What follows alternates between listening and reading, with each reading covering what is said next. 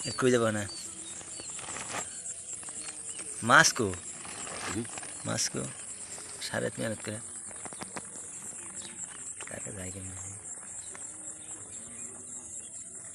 বহুত কার কাছে ভাইরাস না বাইরে ভাইরাস না এদিক সাপ কামা দেনা সাথে না এই মাছ খাওয়ার সাথে না এটা কোন যাবো সাথ আবো গায় হাঁস আছে আমি তো মনে হচ্ছে যে ব্যাগ নিয়েছেন মাছ তো মনে অনেক